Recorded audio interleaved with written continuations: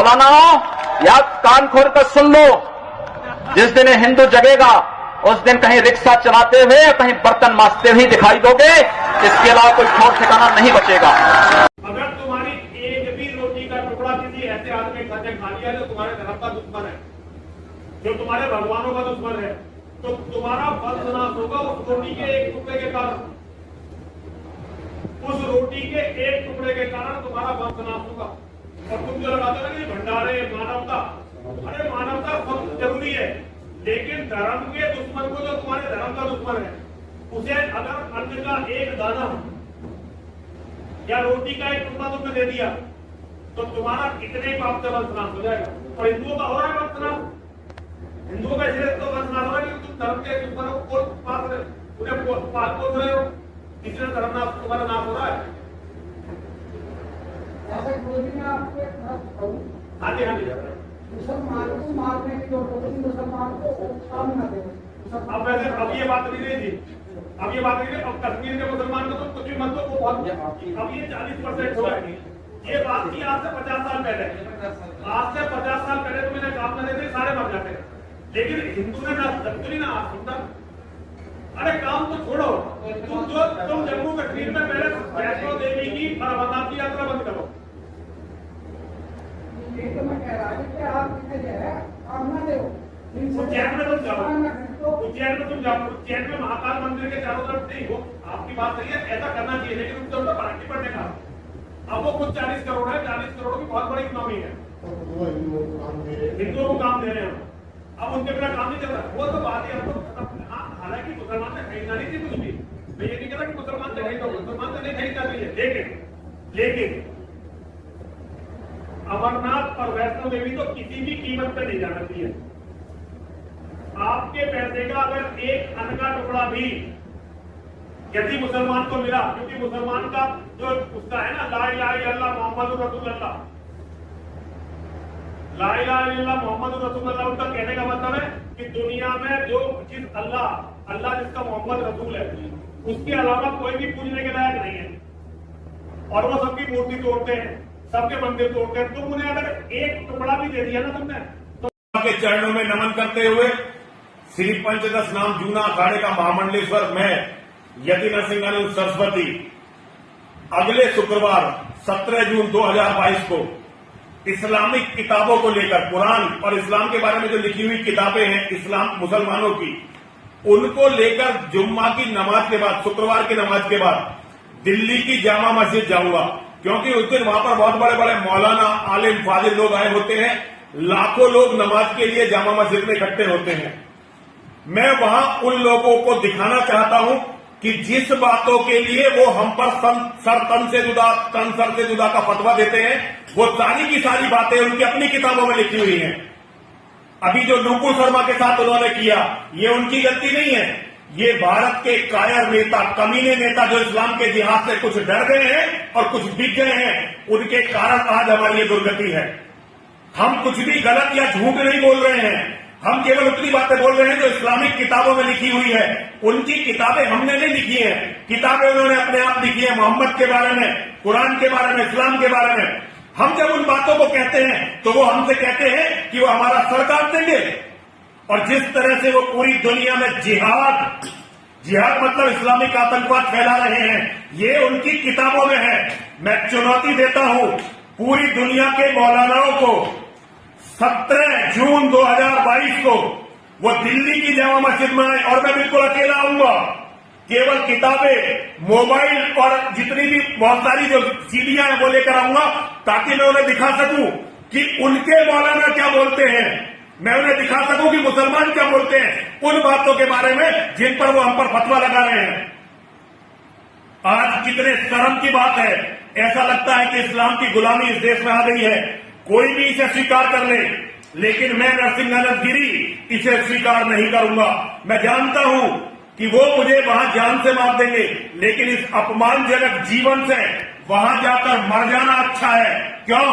क्योंकि सारी दुनिया समझ तो ले कि नुपुर शर्मा या हम जैसे जो भी लोग बोल रहे हैं वो सच बोल रहे हैं। कुछ उड़ने वाले घोड़ों के बारे में और आयशा के 6 साल के निकाह और 9 साल के बलात्कार के बारे में उसने बता दिया। ये सारी बातें ऑथेंटिक हैं जो इन मुसलमानों की अपनी किताबों में लिखी हुई है। किताबों में घोड़ा नहीं लिखा गया, किताबों में लिखा गया गधा और घोड़े के जैसा, खच्चर जैसे के बारे में लिखा गया। उनके पास उड़ने वाला था और वो सारी बातें लिखी है मोहम्मद के बारे में।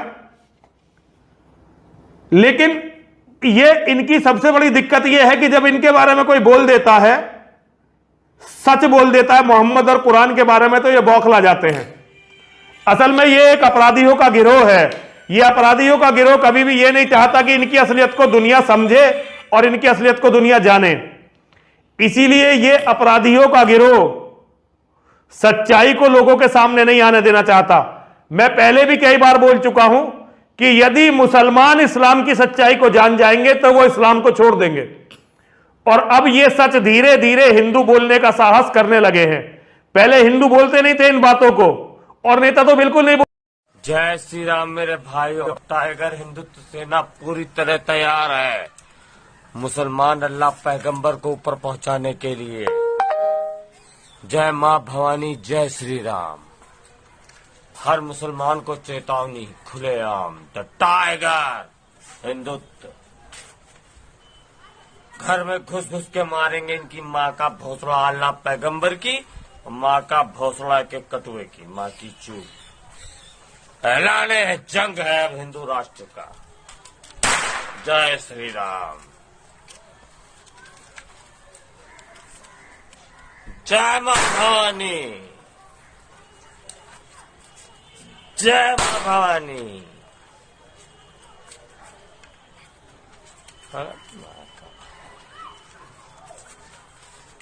और इस पिस्टल का महंगा आता है, कारतूस ले नहीं दाग रहा हूँ, ये सिर्फ कटुओं के लिए, इनकी माँ का चूद अल्लाह पैगंबरों के लिए। भोसड़े के इनकी माँ का भोसड़ा मानो।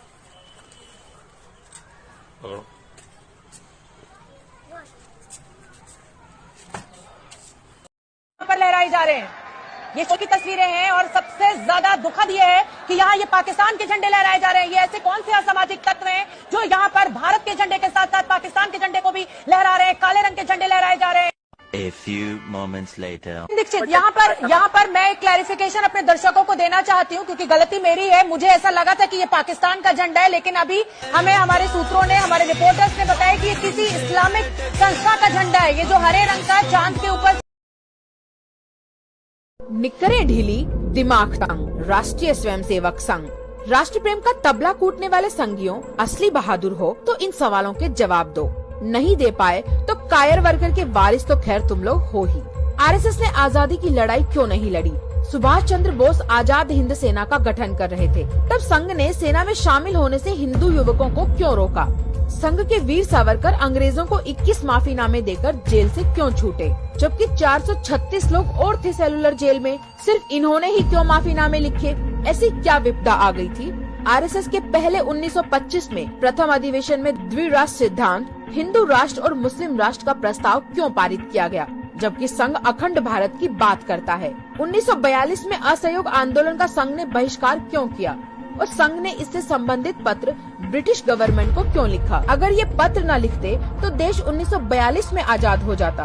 गांधी जी की हत्या के प्रयास संघ आजादी के पूर्व से कर रहा था। क्यों? गांधी जी पर आजादी के पूर्व 5 बार संघियों ने हमले किए। क्यों? संघ प्रमुख केशव बलिराम हेड गवर्नर ने कहा था कि ऐसे हिंदुओं को अपनी ताकत का उपयोग अंग्रेजों के खिलाफ न करते हुए देश में मुस्लिम, क्रिश्चियन और दलितों के खिलाफ करना चाहिए। ऐसा क्यों? 15 अगस्त 1947 को जब देश आजाद हुआ, तब संघ के लोग राष्ट्र ध्वज तिरंगे को पैरों तले कुचल रहे थे, तिरंगे को जला रहे थे। क्यों? संघ के स्वयंसेवक अटल बिहारी वाजपेयी ने क्रांतिकारी लीलाधर वाजपेयी के खिलाफ क्यों गवाही दी, जिससे उन्हें 2 वर्ष का कारावास हुआ? पिछड़े, दलित, आदिवासी भी संघी हैं। तो नासिक के कालाराम मंदिर में प्रवेश मुद्दे पर डॉक्टर अंबेडकर ने जो आंदोलन किया था, उसका विरोध क्यों किया? संघ के लोग अपने आप को राष्ट्रवादी समझते हैं। इन्होंने 1925 से 1947 के बीच वंदे मातरम का नारा क्यों नहीं लगाया? अंग्रेजों का इतना डर था क्या? संघ, विहिप और अन्य हिंदूवादी संगठन के प्रमुख दलित आदिवासी समूह से क्यों नहीं बने? क्या ये हिंदू नहीं है? दोस्तों, ये वीडियो ज्यादा से ज्यादा संख्या में संघ भाजपा के बतौलेबाजों को भेजो और उनसे इन सवालों के जवाब मांगो। वक्त आ गया है इस फर्जी राष्ट्रवादी कच्छाधारी गैंग को बेनकाब किया जाए। हमारे साथ इस पर बात करने के लिए सुप्रीम कोर्ट के रिटायर्ड जज जस्टिस मदन लोकुर हैं। उनसे समझते हैं कि इस एक्स्ट्रा पुलिस कस्टडी में मारपीट का क्या मतलब है। सर, आप पहला रिएक्शन बताइए। आपने ये हमारी रिपोर्ट देखी, आपका रिएक्शन क्या है इस पर? ये जो पुलिस कर रही है ये तो बहुत ही गलत है, बहुत ही गलत है। और जिस तरीके से इन लोगों को मारा है, अब एक पुलिस ऑफिसर जो है उसने तो लाठी ऊपर से नीचे मारी है। मतलब अगर जिसको मारी है अगर उसका सर फट जाए तो क्या होगा। ये जो हुआ है ये बहुत ही गलत है। और मेरे हिसाब से ये जो पुलिस ऑफिसर्स हैं, जो भी कोई हैं, 2-3 लोग हैं, उनके खिलाफ सख्त से सख्त कार्रवाई करनी चाहिए। सर, सख्त से सख्त कार्रवाई करनी चाहिए, लेकिन सर जब हम लोग एसएसपी से पूछा, हमने, उनका नाम आकाश तोमर है, सहारनपुर के एसएसपी हैं, उनसे पूछा तो उन्होंने ऑन रिकॉर्ड मना कर दिया। बोला ये वीडियो तो हमारे यहाँ का है ही नहीं, हमारे यहाँ तो ऐसा हुआ ही नहीं। जबकि हमारी रिपोर्ट साफ तौर पर इस बात की तस्दीक कर रही है कि जो यहीं का वीडियो है। तो जब वहां का कप्तानी झूठ बोल दे रहा है ऑन रिकॉर्ड, तो किससे उम्मीद करें कि वो इन पुलिस वालों पर कार्रवाई करेंगे? ये अब मैं आपको बताता हूँ, दिल्ली हाईकोर्ट में जनवरी में, इस साल के जनवरी में एक केस का फैसला हुआ था और वो भी यूपी पुलिस का था। और उस केस में यूपी पुलिस दिल्ली आई थी और 2 लोगों को उठा के ले गई और उनको 1 या 2 दिन अपने पास रखा। जब केस दिल्ली हाईकोर्ट ने सुना तो दिल्ली हाईकोर्ट ने कहा है, 2 चीज़ें कही हैं। एक तो ये कहा है कि जो पुलिस ऑफिसर हैं उन्होंने कोर्ट में झूठ बोला। दूसरा, उन्होंने डॉक्यूमेंट्स बनाए, कुछ कागजात बनाए, फर्जी कागजात बनाए, जिससे कि वो दिखा सके कि जो उन्होंने काम किया है वो सही है। तो अगर यूपी पुलिस के लोग हाई कोर्ट में झूठ बोल सकते हैं तो आपके सामने तो झूठ बोल ही सकते हैं, इसमें क्या बड़ी बात है। तो ये तो मैं ख्याल यूपी पुलिस का तो कानून कुछ और ही है। बिल्कुल सर, लेकिन जो आप चूंकि एक ऐसी फ्रेटर्निटी से आते हैं सारे जजेस को लेकर, और पहले एक जजेस को हम देखते थे वो जुडिशियल एक्टिविज्म खुद भी करते थे, वो तस्वीरों को देखते थे, वो प्रिंट में अगर कोई खबर छपती थी, एक डिमोलिशन की खबर है उत्तर प्रदेश में, आपने देखा होगा, उन खबरों के बाद भी अब संज्ञान क्यों नहीं है? मतलब ऐसा क्या बदल गया है हमारी न्याय व्यवस्था, न्यायाधीशों के बीच में, कि वो अब संज्ञान लेने से कतरा रहे हैं, या फिर पीछे हैं, या फिर उनको दिखाई नहीं दे रहा, या उनके संज्ञान में कोई नहीं ला रहा है? पता नहीं, मुझे पता नहीं क्या हो गया। अब आप ये देखिए, उत्तर प्रदेश में वो UP state human rights commission है, ठीक है, उन्होंने कुछ नहीं किया। दिल्ली में नेशनल ह्यूमन राइट्स कमीशन है, उन्होंने कुछ नहीं किया। हाई कोर्ट है इलाहाबाद में, लखनऊ में, उन्होंने कुछ नहीं किया। सुप्रीम कोर्ट है, उन्होंने कुछ नहीं किया। अब पता नहीं क्यों कोई कुछ नहीं कर रहा।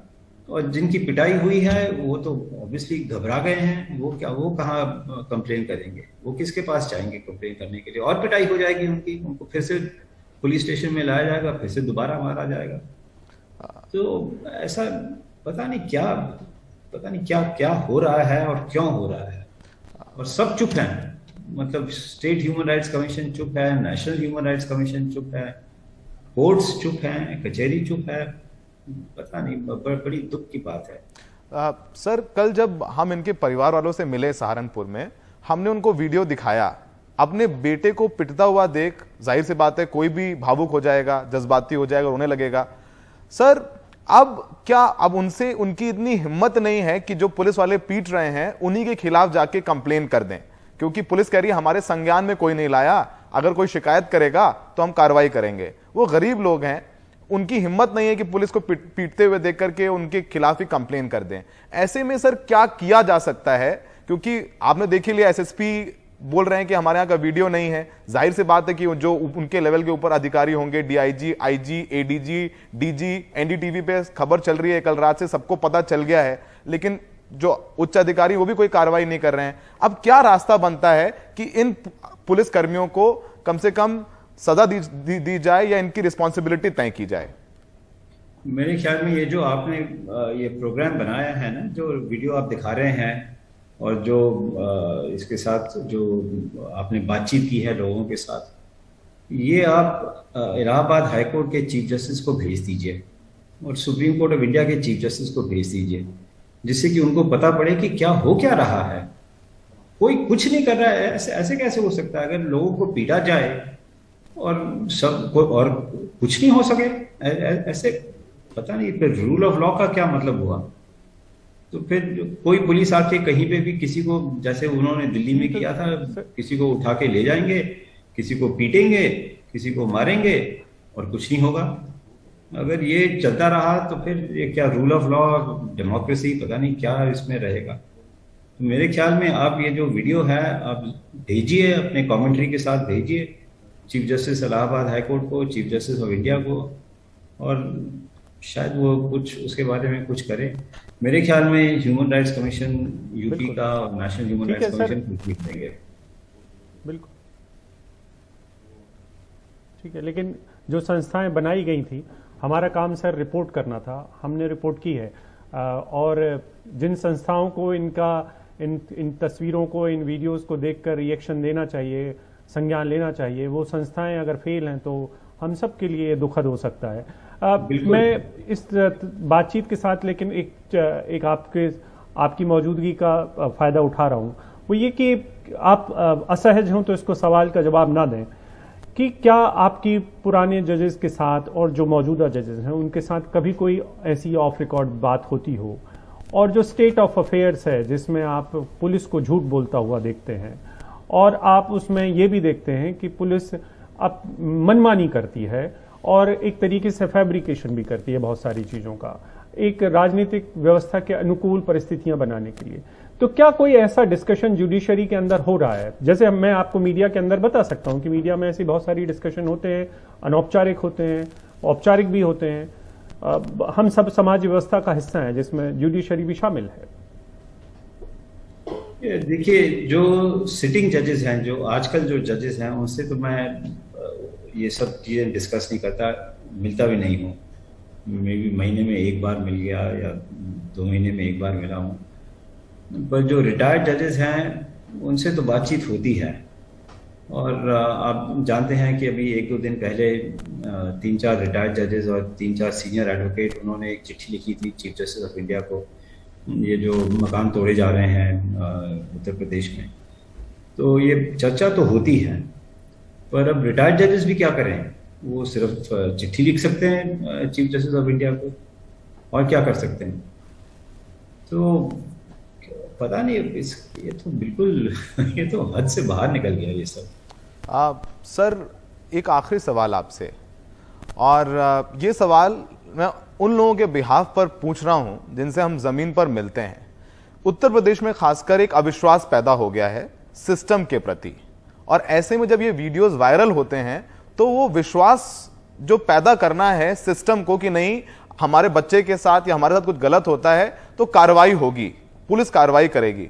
लेकिन जब वो ऐसे वीडियोस देखते हैं और देखते हैं पुलिस वाले पिटाई कर रहे हैं, पुलिस वाले अन्याय कर रहे हैं, उसके बाद जुडिशरी भी कुछ नहीं कर रही है, तो वो जो विश्वास पैदा करना है उसकी बजाय वो खाई पैदा हो जाती है।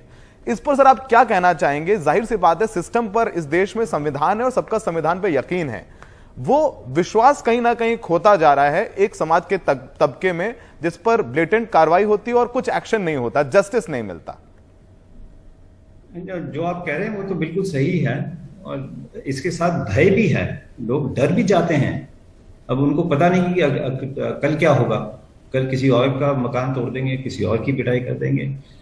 तो ये विश्वास तो आस्ते धीरे धीरे सब खत्म होते जा रहा है। तो इसको किसी तरह रोकना चाहिए, और जो रोक सकते हैं वो सिर्फ जजेस हैं, इलाहाबाद हाई कोर्ट के जजेस हैं, सुप्रीम कोर्ट के जजेस हैं, वो ही रोक सकते हैं, और तो कोई रोक ही नहीं सकता, क्योंकि पुलिस कह रही है कि हम यहाँ पे कुछ हुआ ही नहीं, सहारनपुर में तो कुछ हुआ ही नहीं, वीडियो के बारे में हमें तो कुछ पता ही नहीं। तो अगर पुलिस ये कह रही है और वहाँ के शासन के लोग उसके बारे में कुछ परवाह नहीं कर रहे, तो लोग कहाँ पे जाएंगे? सिर्फ कोर्ट में जाएंगे। तो कोर्ट पे इतना भरोसा रखना चाहिए। पर ये जो हालात निकल रहे हैं, आप सही कह रहे हैं कि भरोसा थोड़ा कम होते जा रहा है। मैं ख्याल कोर्ट्स को तो एक्टिव होना ही चाहिए, जरूर एक्टिव होना चाहिए, जिससे कि इस टाइप की चीजें नहीं हो। अब आप जानते हैं कि यूपी को छोड़िए, अभी आपने पढ़ा होगा कि वहाँ पे हैदराबाद में 4-5 लोगों को ऐसी फेक एनकाउंटर में खत्म कर दिया। यूपी में भी बहुत सारे लोगों को फेक एनकाउंटर में खत्म कर दिया। आपके प्रोग्राम में कहा था कि ये जो लोग जो कस्टडी में मरते हैं पिटाई की वजह से या जो भी कुछ है, यूपी उसमें नंबर 1 है। तो कब तक कोर्ट चुप रहेगा? कब तक लोग चुप रहेंगे? ये तो मेरे ख्याल कोर्ट्स को कुछ लेना, कुछ जरूर कुछ करना चाहिए। बिल्कुल, बहुत बहुत शुक्रिया आपका लोकुर साहब, आप हमारे साथ जुड़े, आपने हमारे लिए वक्त निकाला। और सौरभ को भी बहुत बहुत शुक्रिया, क्योंकि एक साहसी रिपोर्ट है। हम सबको पता है कि एक ऐसे वक्त में जब पत्रकारिता करना भी खतरे से खाली नहीं है, ठीक उसी वक्त में वो पुलिस वालों से ये सवाल कर रहे हैं कि आप दरअसल झूठ बोल रहे हैं। और ये आसान नहीं है कि पुलिस की आंखों में आंखें डालकर ये बोला जाए कि आप झूठ बोल रहे हैं, और खास करके ये IPS अधिकारियों के खिलाफ। मुसलमानों से लड़ाई हो तो तुम हिंदू हो, वोट डालना है तो तुम हिंदू हो, मंदिर में जाने की बात आती है, मंदिर में पुजारी बनने की बात आती है, घोड़ी पे चढ़ाने की बात आती है, मूंछ रखाने की बात आती है, अच्छा कपड़ा पहन के निकलने की बात आती है, अच्छे मकान में रहने की बात आती है, अच्छे स्कूल में एडमिशन की बात आती है, तो ये भंगी चमार धोबी दानो काहल लोहार तेली तमोली पाची काची अहिर गडरिया हो जाते। ये दोहरा मापदंड, वोट डालो तो तुम सब हिंदू, मुसलमानों से लड़ाई आए तो तुम सब हिंदू, मंदिर बने तो सब हिंदू, मंदिर में लड्डू खाने का नाम आए तो तुम सब जातियों में बट गए, और मंदिर में पूजा करने का और पुजारी बनने का काम आए तो तुम सब बैकवर्ड और शेड्यूल कास्ट। आपको बता दें कि सबसे ज्यादा महापुरुष और समाज को जगाने वाले अंबेडकर से पहले वो बैकवर्ड के महापुरुष थे।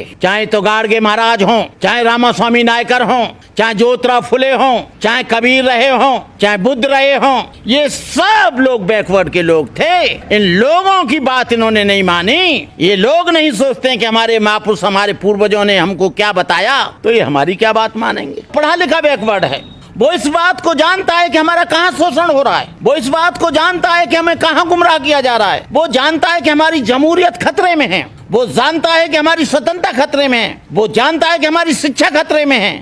इन मनुवादियों ने ये तोड़फोड़ की नीति करते हैं। शेड्यूल कास्ट से बैकवर्ड को लड़ा दो, बैकवर्ड को किसी और से लड़ा दो, शेड्यूल कास्ट को मुसलमान से लड़ा दो। ये हमेशा एक दूसरे को लड़ाते रहते हैं। इन्होंने जातियों में बांटा, वर्णों में बांटा, उस कारण से ये सब लोग बटे हुए हैं।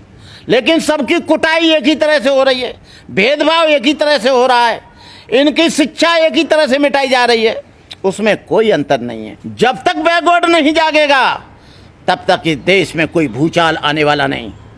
जब तक यहाँ का मुसलमान नहीं जागेगा, जब तक शेड्यूल कास्ट नहीं जागेगा, शेड्यूल ट्राइब्स नहीं जागेगा।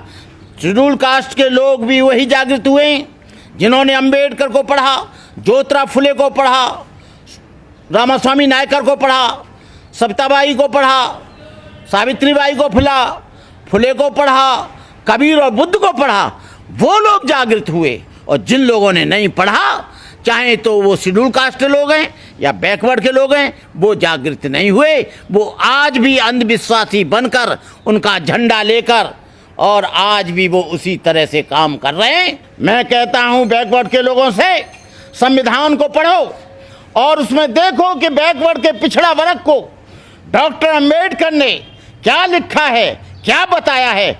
जब तुम उसे पढ़ लोगे तो, लेकिन तुम्हें तो पढ़ाई जाती है गीता, तुम्हें तो पढ़ाई जाती है रामायण, तुम्हें तो पढ़ाई जाती है भागवत, तुम्हें तो पढ़ाई जाते हैं चारों वेद, जिसमें तुम्हारी स्वतंत्रता के लिए और तुम्हारे बंधन मुक्त होने के लिए कोई नियम नहीं है। पढ़ते रहो, तुम कांवर उठा के लाओगे। तुम्हारा निर्माण इन मंदिरों में जाने से या कांवर लाने से नहीं होगा, तुम्हारा विकास शिक्षा से होगा।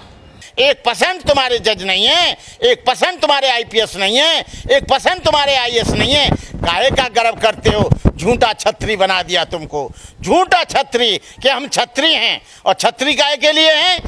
एक ही काम, झूठ बोलो, झूठ बोलो, झूठ बोलो। किसी भी विषय पर बोलो तो सिर्फ और सिर्फ झूठ बोलो। न वहाँ कोई हमारी सीमा में घुस आया है, न ही कोई घुसा हुआ है, न ही हमारी कोई पोस्ट किसी दूसरे के कब्जे में है। मोदी जी को ये स्वीकार करना होगा कि हाँ, बड़े पैमाने पर घुसपैठ हुई है। डेप्सांग, गलवान वैली और पैंगोंग लेक में लाइन ऑफ कंट्रोल पे हमारे कुछ इलाके अब चीन के कब्जे में हैं। साथ ही अरुणाचल प्रदेश में भी चाइना के साथ हमारी सीमा पर कम से कम 3 इलाकों में चीन की आर्मी घुसपैठ कर चुकी है। नरेंद्र मोदी ने फिंगर 3 से फिंगर 4 की जमीन, जो हिंदुस्तान की पवित्र जमीन है, वो चाइना को पकड़ा दी। न वहाँ कोई हमारी सीमा में घुस आया है, न ही कोई घुसा हुआ है। हमारी सरकार होती ना, उठा के फेंक देते चाइना को बाहर। 15 मिनट नहीं लगते, 15 मिनट नहीं लगते। उठा के हमारी सेना, हमारी वायु सेना उठा के चाइना को 100 किलोमीटर पीछे कर। हिंदू कभी आतंकवाद करे, ऐसी एक भी घटना है क्या? भय या पक्षपात, अनुराग या द्वेष के बिना सभी प्रकार के लोगों के प्रति संविधान और विधि के अनुसार न्याय करूंगा। कांग्रेस ने हिंदुओं को अपमानित करने का जो पाप किया है,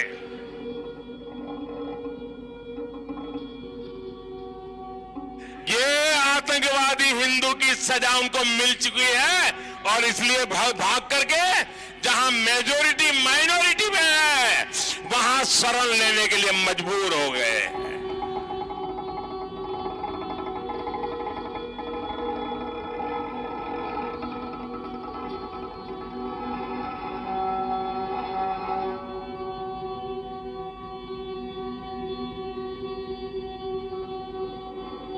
कांग्रेस के नामदार ने माइक्रोस्कोप लेकर भारत में एक ऐसी सीट खोजी है जहां पर वो मुकाबला करने की ताकत रख सके। सीट भी ऐसी जहां पर देश की मेजॉरिटी माइनॉरिटी में है।